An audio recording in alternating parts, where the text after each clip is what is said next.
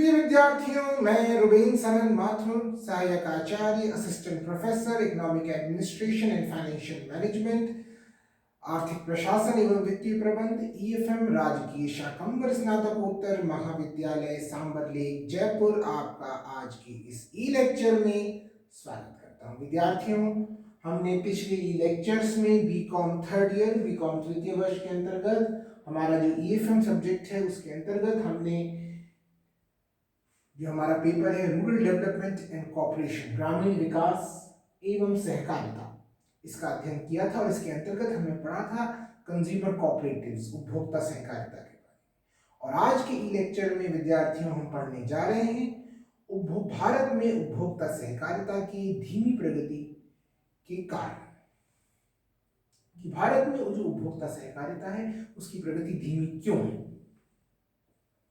उसके कारणों का हम अध्ययन करेंगे। तो विद्यार्थियों, causes of slow growth of consumer cooperatives in India, तो यहाँ जो पहला कारण यहाँ पे हम लेंगे, causes of slow growth of consumer cooperatives in India, पहला कारण यहाँ पे आएगा लैक ऑफ फाइनेंशियल रिसोर्सेज, यानी वित्तीय साधनों का अभाव। पहला, वित्तीय साधनों का अभाव।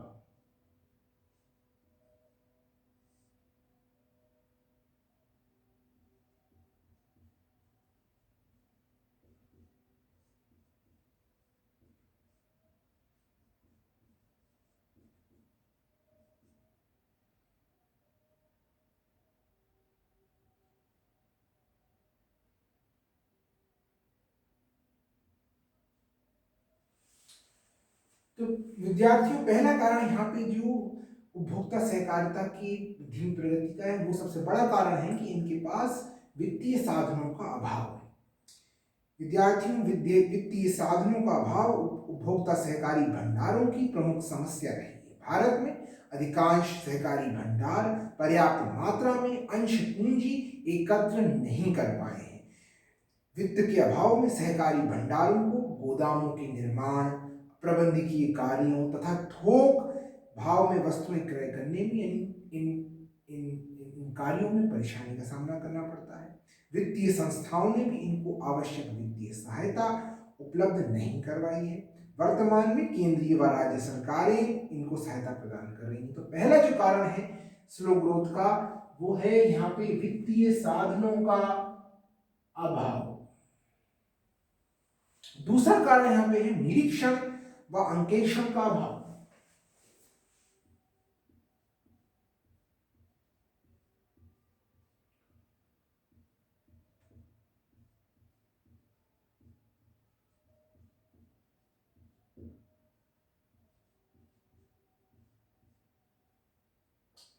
निरीक्षण व अंकेक्षण का अभाव,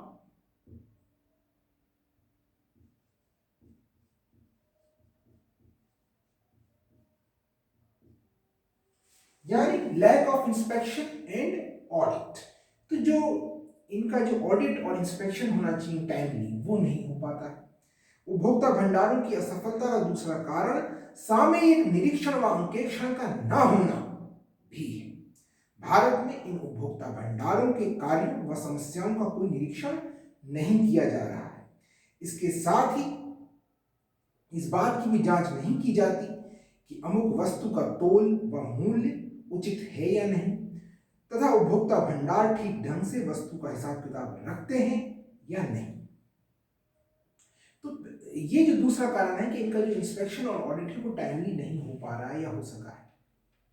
हम ये कह सकते हैं कि अभी तक इनका जो ऑडिट और इंस्पेक्शन है वो टाइमली नहीं हो पाता है। इस कारण से इनकी जो प्रगति है वो बहुत धीमी रही है। निरीक्षण तथा अंकेक्षण के अभाव में हम देखते हैं कि बेईमान तथा प्रभावशाली कर्मचारियों द्वारा भंडार के उपभोक्ता भंडार के साधनों का दुरुपयोग किया जाता है, जैसे मिलावट, कम तोलना, छल कपट, ऊंचे मूल्य लेने की प्रवृत्ति, पक्षपात, ये सब बुराइयां इन भंडारों में इसलिए देखने को मिलती हैं। तीसरा कारण है छोटा व अनार्थिक आकार।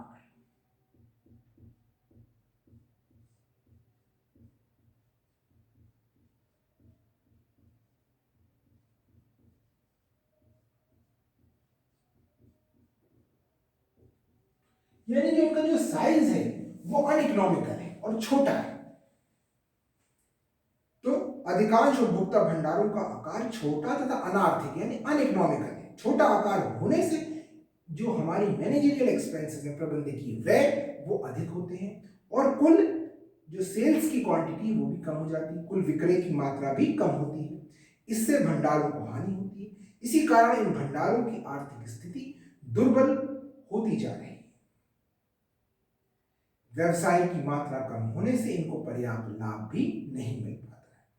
चौथी जो कारण हम बताएंगे तो ये है कुशल प्रबंध का अभाव, एफिशिएंट मैनेजमेंट का अभाव, कुशल प्रबंध का अभाव।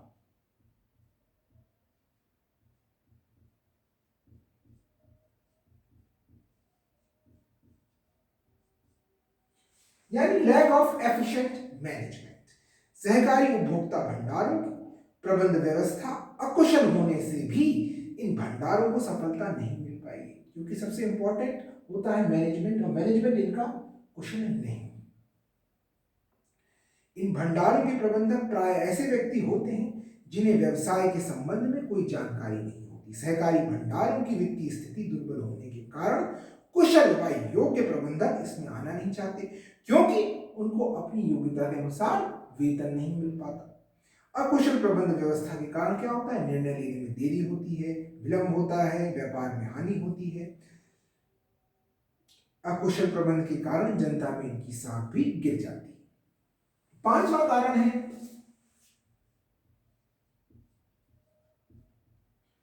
सीमित व्यापार। सीमित व्यापार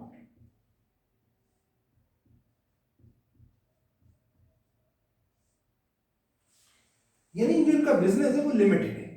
क्यों? उपभोक्ता बिजनेस, उपभोक्ता भंडारों का आकार संकुचित व सीमित होने के कारण भी सहकारी भंडारों का अधिक विकास नहीं हो सका है। सहकारी भंडार सदस्यों की आवश्यकता अनुसार विभिन्न वस्तुओं के वितरण की व्यवस्था नहीं कर पाते, जिससे उपभोक्ताओं को यहां से सभी आवश्यक वस्तुएं नहीं मिल पाती। सीमित व्यापार व कुछ ही वस्तुओं के वितरण के कारण सहकारी उपभोक्ता भंडारों की प्रगति धीमी रही। छठा बिंदु है सदस्यों का असहयोग।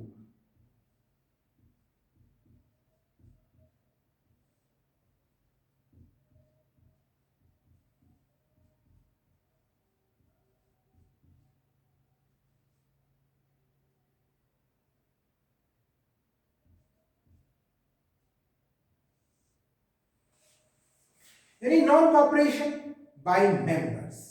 विद्यार्थियों, सहकारी उपभोक्ता भंडारों की सफलता उनमें कार्यरत सदस्यों के सहयोग तथा एकता पर निर्भर करती है, परंतु सदस्यों में इस प्रकार के सहयोग व वफादारी का अभाव पाया जाता है।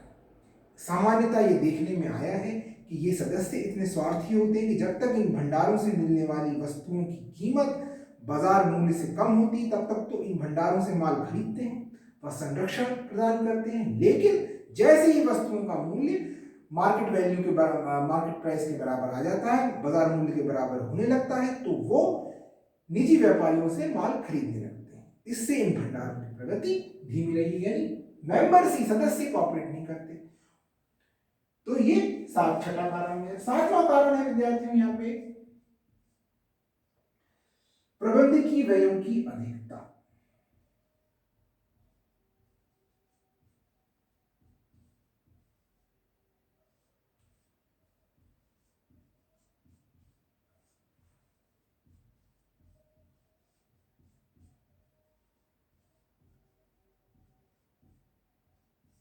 यानी हाई एडमिनिस्ट्रेटिव कॉस्ट।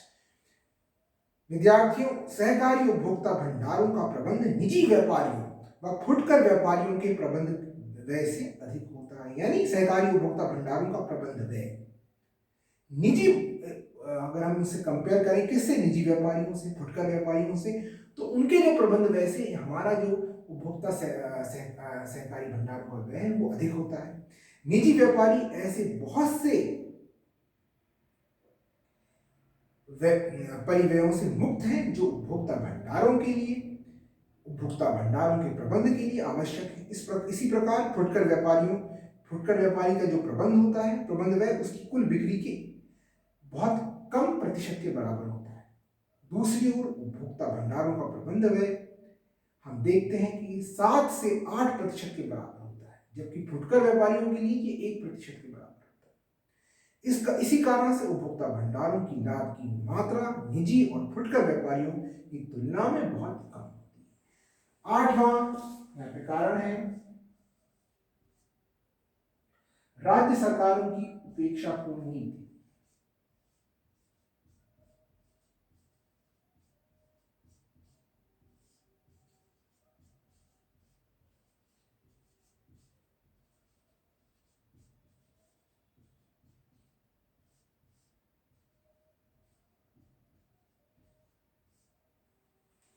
यानी यानी स्टेट गवर्नमेंट की जो इनकी नीति है वो उपेक्षापूर्ण रही। यानी उपभोक्ता सहकारिता आंदोलन की प्रगति धीमी गति के होने के कारण यह भी है कि आंदोलन के प्रारंभ में राज्य सरकारों ने इनके विकास के प्रति कोई रुचि नहीं दिखाई। राज्य सरकारों द्वारा निजी संस्थाओं को तो प्राथमिकता दी गई, परंतु वस्तुओं की पूर्ति के संबंध में सहकारी भंडारों की उपेक्षा की गई। राज्य सरकारों की उपेक्षापूर्ण नीति के कारण यह आंदोलन धीमी गति से प्रगति कर रहा है। यानी एक कारण ये भी है। यानी अभी तक हमने कितने कारण देखे? पहला, वित्तीय साधनों का अभाव तो पहला कारण है। दूसरा, इनका जो टाइमली ऑडिट और इंस्पेक्शन नहीं हो पाता। तीसरा, इनका जो आकार है वो अनइकोनॉमिकली छोटा है। चौथा, इनका जो इनके पास कुशल प्रबंध का अभाव है, यानी एफिशिएंट मैनेजमेंट का अभाव है। पांचवा, इनका व्यापार सीमित है। छठा, सदस्यों का ही असहयोग रहता है। सातवां, जो इनकी एडमिनिस्ट्रेटिव कॉस्ट है वो बहुत हाई है, प्रबंधकीय व्ययों की अधिकता। आठवां, राज्य सरकारों की उपेक्षापूर्ण नीति। अब विद्यार्थियों हम कुछ और कारण देखेंगे कि आखिर भारत में उपभोक्ता सहकारिता की प्रगति इतनी धीमी क्यों है, विकास की प्रगति।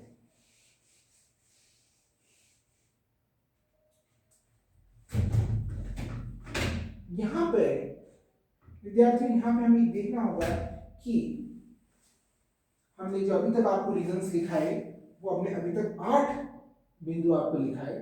9वां बिंदु यहां पे आएगा लो रेम्यूनरेशन, यानी कम पारिश्रमिक तथा अवैतनिक सेवाएं। कम पारिश्रमिक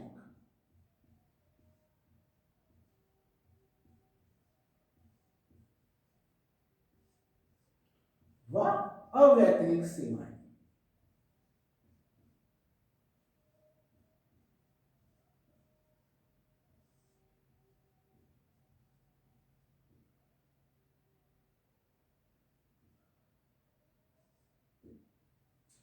यानी लो रेम्यूनरेशन।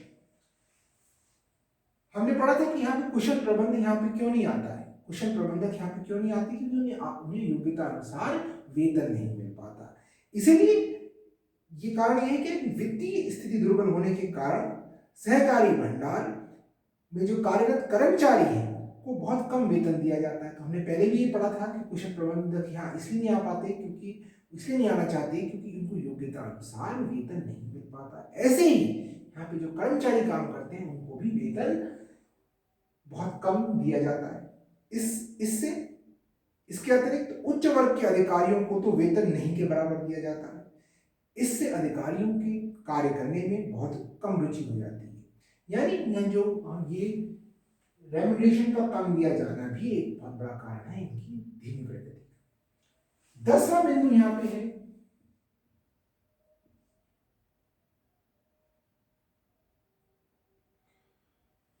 लोकप्रिय नेतृत्व का अभाव।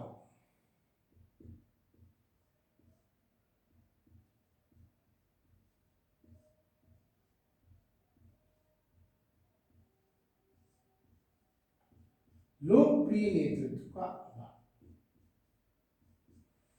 The lack of popular leadership.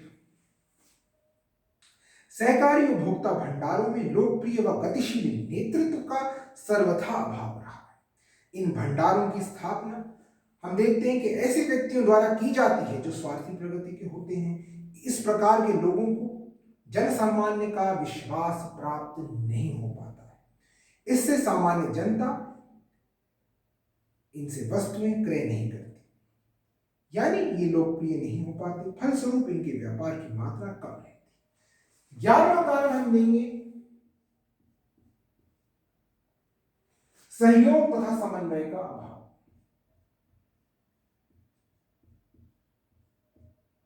सहयोग तथा समन्वय का अभाव।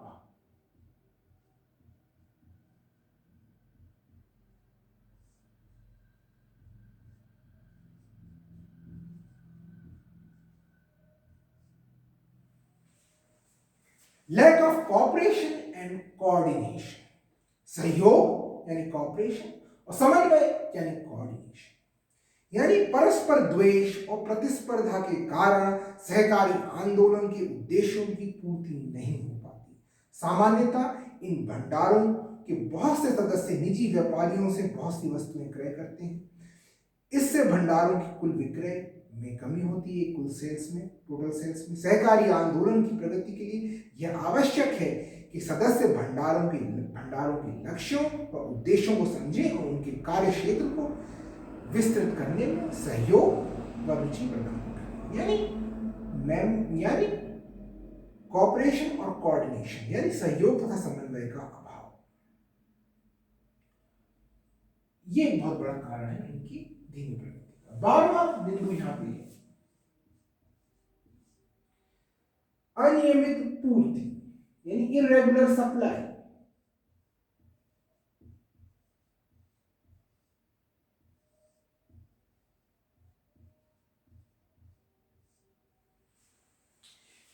यानी इरेगुलर सप्लाई उपयुक्त समय या आवश्यकता के समय माल की नियमित सुपुर्दगी न होने से सदैव अनिश्चितता का वातावरण बना रहता है। और क्या होता है कि इनकी जो सप्लाई है इनके पास वो अनियमित होती है, इरेगुलर सप्लाई होती है, और इस कारण से उपभोक्ता को खुले बाजार से वस्तुएं क्रय करनी पड़ती हैं। ऐसा होने से इन भंडारों की बिक्री और इन व्यापार पर प्रतिकूल प्रभाव पड़ता है। हम देख सकते हैं कि जो इनके पास सप्लाई की व्यवस्था होती है, उन पर सप्लाई सही समय पे और नीड के समय जब आवश्यकता होती तब हो नहीं पाती, इसलिए ये भी एक कारण है इनकी धीमी प्रगति का। 13वां बिंदु है यहाँ पे, वो है अन्य सहकारी समितियों से संपर्क का अभाव।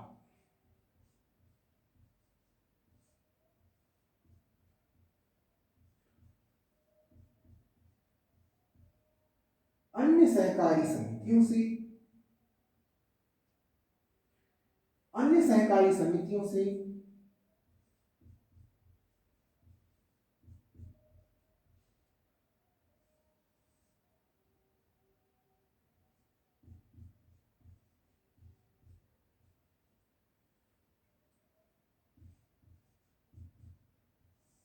संपर्क का अभाव।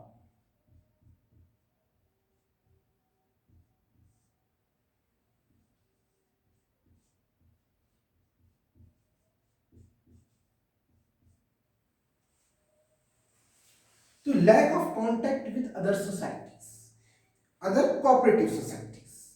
विद्यार्थियों, सहकारी उपभोक्ता भंडारों की अन्य सहकारी समितियों जैसे विपणन सहकारी समितियों आदि से सीधा संपर्क न होने के कारण इन्हें उपयुक्त समय पर आवश्यक वस्तुएं प्राप्त नहीं हो पाती। सहकारी योजना समिति का मानना है कि जब उत्पादकों की सहकारी समितियां उन वस्तुओं का क्रय विक्रय करती हैं जिनकी उपभोक्ता भंडारों को आवश्यकता होती है, तब उन दोनों के हित व लाभ के लिए आवश्यक है दोनों समितियां क्रेता व विक्रेता के रूप में मिलकर कार्य करें। वास्तविकता यह है कि उपभोक्ता भंडार, विपणन तथा अन्य सहकारी समितियों से कोई वस्तु क्रय नहीं करते हैं। यानी आपस में यदि सहकारी समितियां मिलकर कार्य करें और जो उत्पादकों की सहकारी समितियां उन वस्तुओं का क्रय विक्रय करती हैं जिनकी उपभोक्ता भंडारों को आवश्यकता होती, फिर भी क्या हो पाता है कि दोनों में सहयोग का अभाव होता है, दोनों में संपर्क का अभाव होता है। इसीलिए उन दोनों के हित के लिए आवश्यक है कि दोनों समितियां क्रेता व विक्रेता के रूप में मिलकर कार्य करें। यानी उपभोक्ता जो भंडार है वो और सहकारी समितियों से भी संपर्क रखें, उनसे माल खरीदें। तो ये भी आवश्यक है इनकी प्रगति के लिए।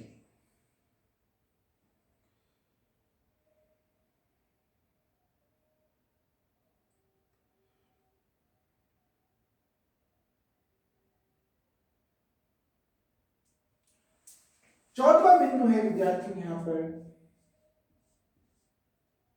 दोषपूर्ण लेखा प्रणाली।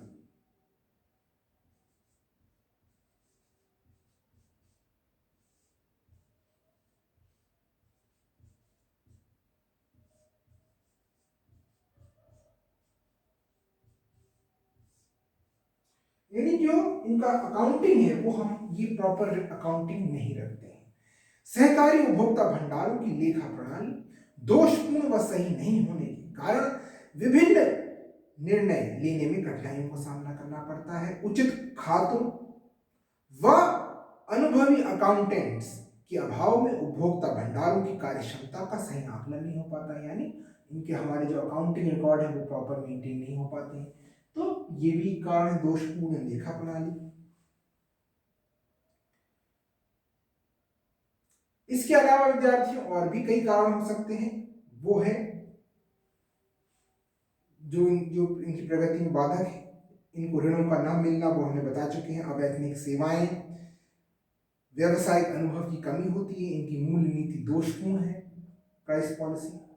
तो इस प्रकार से कई कारण हैं जो उपभोक्ता सहकारिता की प्रगति में बाधक हैं।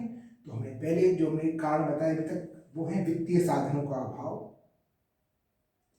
निरीक्षण व अंकेक्षण का अभाव, यानी इनका टाइमली ऑडिट और इंस्पेक्शन नहीं हो पाता, इनका आकार छोटा और अनइकोनॉमिकल है। चौथा है कुशल प्रबंध का अभाव। पांचवा है सीमित व्यापार, लिमिटेड बिजनेस। छठा है सदस्यों का असहयोग रहना। सातवां है हाई एडमिनिस्ट्रेटिव कॉस्ट, यानी प्रबंधकीय व्ययों की अधिकता। आठवां है राज्य सरकारों की उपेक्षापूर्ण नीति। नवा है कम पारिश्रमिक तथा अवैतनिक सेवाएं, लो रेम्यूनरेशन। 10वां है लोकप्रिय नेतृत्व का अभाव। 11वां है सहयोग व समन्वय का अभाव। 12वां है अनियमित पूर्ति।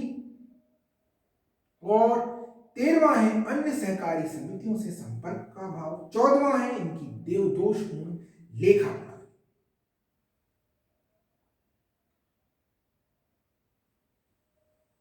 इस प्रकार से हम देखते हैं कि कई कारण हैं जो इनकी प्रगति में बाधक है।